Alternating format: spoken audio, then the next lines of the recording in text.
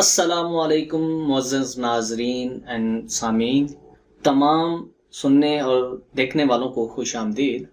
آج میں آپ کو ایسا واقعہ سنانے جا رہا ہوں جو کہ ہمارے محلے، گلی اور معاشرے کے اندر مختلف مقامات کے اوپر آپ نے سنا ہوگا، دیکھا ہوگا۔ شاید آپ کے اپنے ساتھ ایسا واقعہ پیش آیا ہو۔ کہ واقعہ شروع کرنے سے پہلے میں آپ تمام دوستوں سے ریکویسٹ کروں گا کہ میرے چینل کو سبسکرائب کریں اور بیل کے بٹن کو آن کر دیں تاکہ میری ہر نئی آنے والی ویڈیو آپ تک بر وقت پہنچ سکے۔ اس واقعے کا نام ہے ہماری مسجد کا امام چور ہے۔ کچھ واقعہ اس طرح ہے کہ افریقہ کے ایک ملک کے اندر ایک امام مسجد جو کہ عالم بھی تھا، حافظ قرآن بھی تھا، اسی سبب اس ایک مقتدی نے رمضان المبارک میں عالم صاحب کی، حافظ صاحب کی گھر میں افطار کی دعوت کی۔ تو افطار کے وقت اس مقتدی کے گھر پہنچ جاتے ہیں جناب عالم صاحب، چور عالم صاحب، اور وہاں ان کا بہت شاندار استقبال کیا جاتا ہے۔ اور افطار کے بعد عالم دین نے میزبان کے حق میں دعا کی اور واپس چلے جاتے ہیں۔ مقتدی کی زوجہ نے عالم کے جانے کے بعد مہمان خانہ کی صفائی ستھرائی کی تو اسے یاد آیا کہ اس نے کچھ رقم مہمان خانہ میں رکھی تھی، لیکن بہت تلاش کے باوجود وہ رقم نہ ملی، اور اس نے اپنے شوہر سے پوچھا کہ کیا وہ رقم تم نے لی ہے؟ تو شوہر نے جواب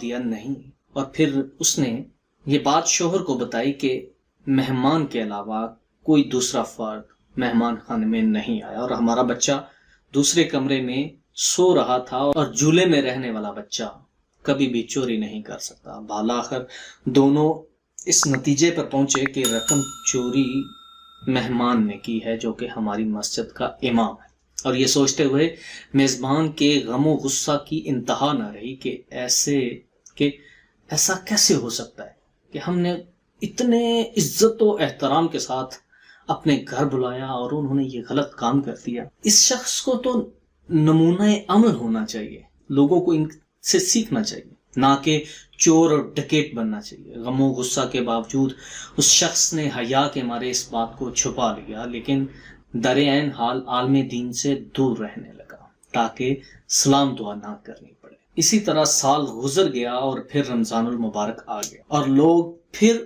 اسی خاص محبت اور جوش و خروش کے ساتھ عالم دین کو اپنے گھر میں افطار کے لیے بلانے لگے۔ اس شخص نے اپنی زوجہ سے مشورہ کیا کہ ہمیں کیا کرنا چاہیے، کیا عالم دین کو گھر بلانا چاہیے؟ کہا کہ بلا لینا چاہیے، کیونکہ ممکن ہے مجبوری کے عالم میں انہوں نے وہ رقم اٹھائی ہو، ہم انہیں معاف فرما دیتے ہیں تاکہ اللہ پاک ہمیں بھی معاف فرمائے۔ اور پھر اس شخص نے مولانا صاحب کو اسی عزت و احترام کے ساتھ اپنے گھر افطار کے لیے بلایا، اور جب افطار وغیرہ سے فارغ ہوئے تو میزبان نے مہمان سے کہا جناب آپ متوجہ ہوں گے کہ سال بھر سے آپ کے ساتھ میرا رویہ بدل گیا تھا۔ عالم نے جواب دیا ہاں، لیکن زیادہ مصروفیت کی وجہ سے میں تم سے اس کی وجہ معلوم نہیں کر سکا۔ میزبان نے کہا قبلہ میرا ایک سوال ہے اور مجھے امید ہے کہ آپ اس کا واضح جواب دیں گے۔ پچھلے سال رمضان المبارک میں میری زوجہ نے مہمان خانہ میں کچھ رقم رکھی تھی اور وہ اسے اٹھانا بھول گئی تھی، اور آپ کے جانے کے بعد ڈھونڈنے کے باوجود بھی وہ رقم نہیں ملی۔ کیا رقم آپ نے لی تھی؟ عالم دین نے کہا ہاں میں نے لی تھی۔ میزبان حیران پریشان ہو گیا اور اسے اپنے شک پہ یقین ہو گیا کہ ہم نے سال بھر جو شک کیا تھا وہ سچ ثابت ہو گیا کہ رقم ہمارے مسجد کے امام نے ہی چوری کی تھی۔ اور حافظ قرآن نے اپنی بات کو جاری رکھتے ہوئے کہا جب میں مہمان خانہ سے جانے لگا تو کاؤنٹر پہ مجھے کچھ رقم پڑی نظر آئی، اور ہوا تیز ہونے کی وجہ سے نوٹ اڑ رہے تھے۔ میں نے وہ نوٹ اکٹھے کیے اور ان کو کارپٹ کے نیچے یا کہیں اور نہ رکھ سکا۔